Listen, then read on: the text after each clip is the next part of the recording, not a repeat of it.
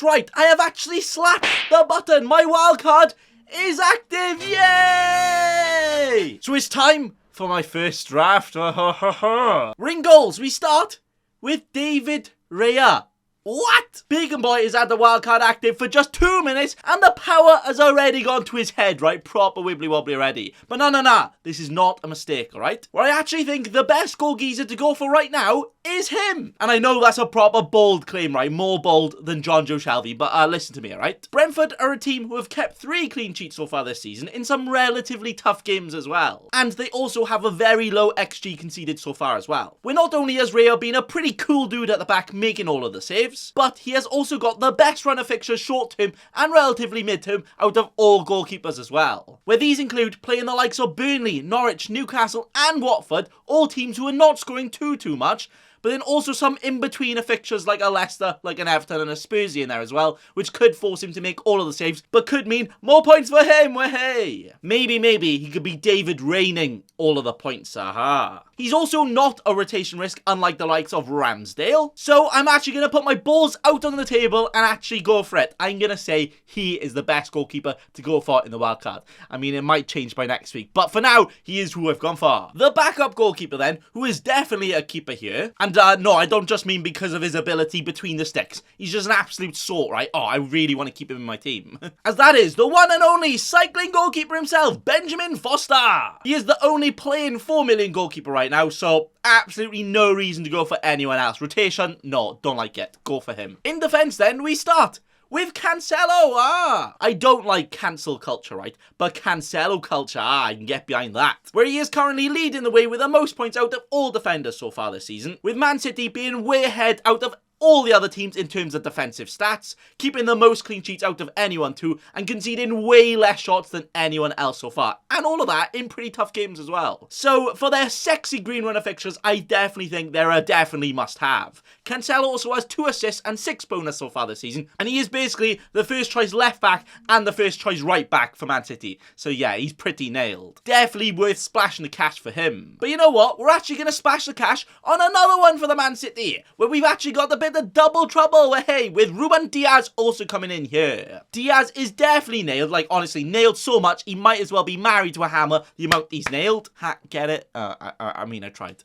Where he has also had a lot of points this season, all the way up there for defenders as well. As you know, Man City have kept the most clean sheets, so the fact he is the most nailed in there, yeah, he's gonna get the points. But he has also got an assist to his name as well. Could he get even more? Well, actually, in Gameweek 8, he plays Burnley, a team who've conceded the second most headed chances out of all teams right now, and Diaz loves a good header. Maybe he can whap a slab head on there and he can get all the points with a goal.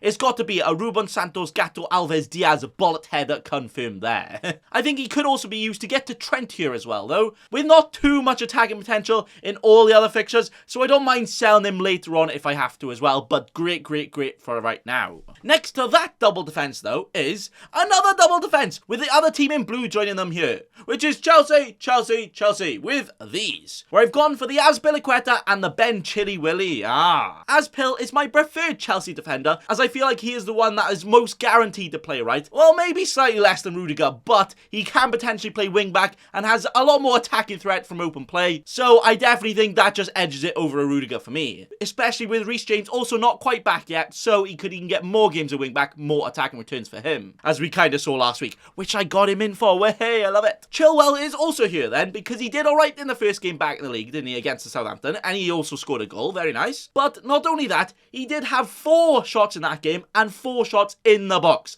That is pretty damn good for a defender, right? Yeah, showing you why he is definitely worth it when he is playing. Alonso has also been selected for the Spanish squad in the international break right now, where when he comes back, he might be given a bit of a rest, you know. That's a lot of games to play. Chilwell, not selected in the England team. He can train a bit more with the Chelsea squad and be ready for the next few games. Meaning he might be nailed for these best ever fixtures that Chelsea have right now. And also, he is a big boy differential right now, isn't he? And one I definitely think you can risk and go for if 1, you've already got a Chelsea defender, and 2, you've got players on your bench that can cover if he doesn't play anyway, which, spoiler alert, I do. Hey! The final defender here then is Sir Liveramento, an absolute wonderfully fantastic player he is, isn't he? Who not only has been great defensively, but very, very good going forward as well. So all of the points incoming for him. So arguably, he is actually one of the best cheap defenders in the entire game to go for, even if you didn't have him from the start. But good old Baker Boy, best ever FPL manager. I had him in Game Week 1, so there is absolutely no chance of me getting rid of him right now. He's got to stay in there. And you know what? He has some very, very good fixtures, so I wouldn't mind if he accidentally has to play for one of my Chelsea and Man City defenders if they get benched. Ooh. So that is the defense done. As you see in a minute, this team will mainly be switching between a back three or a back four. Well, like I said, I'll be okay if one of the big boys misses out because I have a Liveramento and I also have good midfielders to cover as well. You know, a little bit of Uno reverse card switcheroo and we still get all the points. It doesn't matter who plays, all the points incoming for this team. Well, hey, we move up the field then to the midfield with Mo Salah. Absolutely no reason for me to explain why I have him. If you don't have him, you're an absolute cheeky scrub. You got to have him in your team. He's in. No question about it. I'm not going to waste any more time. So let's move on to the sexy Brazilian man next to him, Rafinha.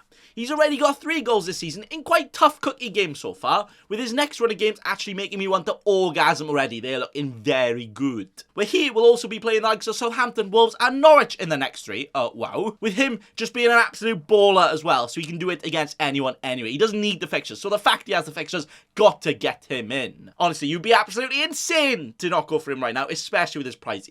Just do it. Just do it. Go, go, go, go. Next to him, though, is a certain Conor Gallagher. Now, he might look like a B-Tech Todd Cantwell, but trust me, he plays slightly better than that. With him having 2 goals and 3 FPL assists to his name so far, having the best XG and the 3rd best XA out of all midfielders priced under 6 million as well. Palace have actually completely changed under Vieira, so don't be a scaredy cat. You don't want to go for them. Oh, Palace, no, I don't want Palace players, they're not good. No, they're actually pretty good right now, especially in attack, where Gallagher is. Where he does also play the likes of Burnley and Newcastle very soon, so definitely good enough to play him there, but also has games like Man City and Arsenal. Not amazing, but also a good opportunity to put him on your bench and maybe just leave him as a cover more than someone that's going to start. A perfect cheap rotation option there, especially when you're going to need the cover with double Chelsea and double City defence right here. Even better than him though, and actually even cheaper, is the man that's going to be on everyone's radar this week. Mbeumo, or was it Mbumo? Or, this guy right here.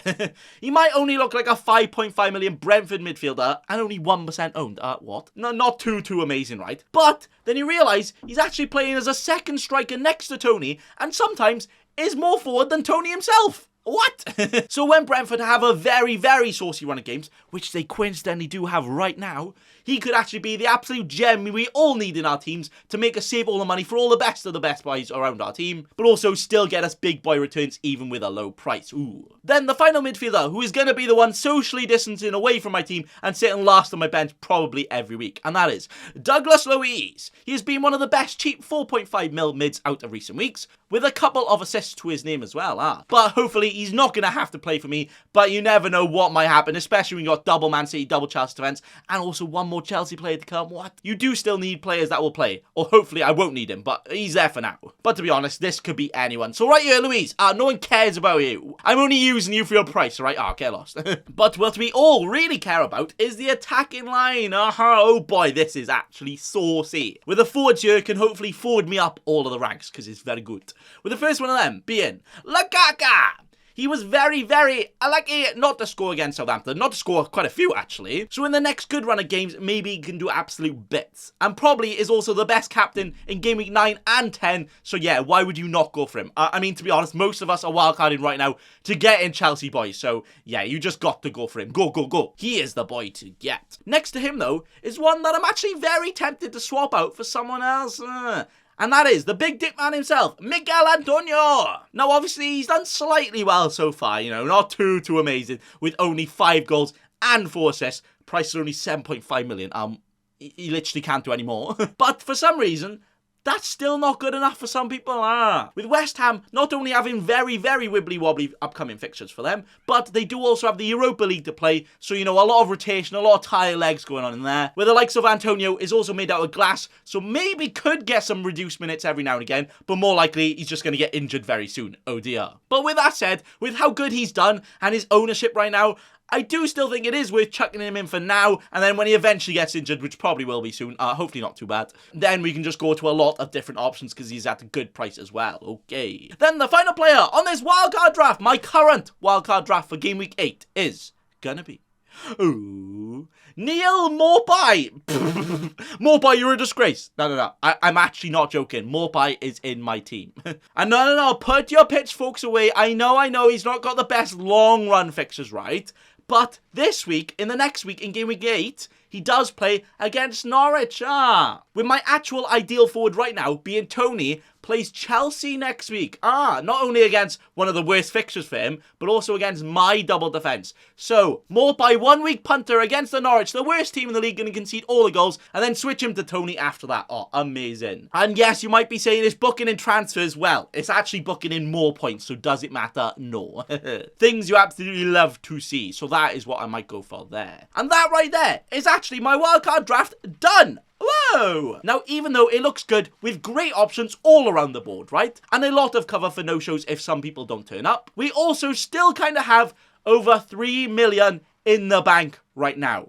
Oh, 3 million, what? So that not only allows me to get in Trent if he is fit before the deadline, it also allows me maybe to go Antonio to Vardy, Gallagher to Grealish, and all of these other sorts of ideas and plans we could go for later on. Or whatever move is just teasing our nipples in a good few weeks, we can just go for that instead. Lovely. So with that, we keep our options open, but keep on moving forward as we keep on trying to progress all the way into #1 in the world. Can we still do it? I'm sure we can. Lovely stuff there. But that is gonna be it for today. Hey, I will keep you updated with my latest wildcard draft as the days go on right here on this channel. So don't be a cheeky scrub. Subscribe. And also let me know your current wildcard plans and drafts if you are wildcarded. And even if you're not, just tell me your wildcard right now, just so I get some good ideas, you know? But that is gonna be it. Apart from one more thing, hey, it's the Premier League cards pack opening. Hey, we're back with another card. You ready? Phew.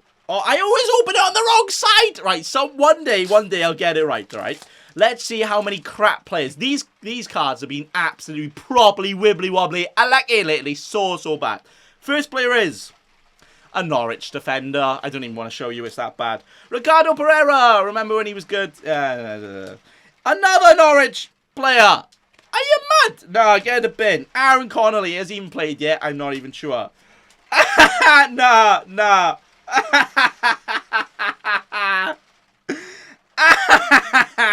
An elite Thomas Soucek, the potato salad man. I mean, potato salad man, I do actually like you, so fair play. Why is this a shiny card?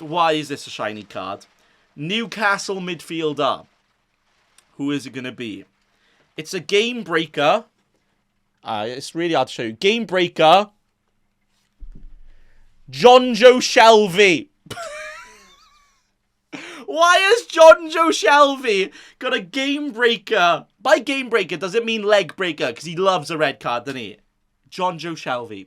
Okay, then. But anyway, that's going to be it. So thanks for watching. And also, remember... Don't be a cheeky scrub. Subscribe to Nathan Bacon right now.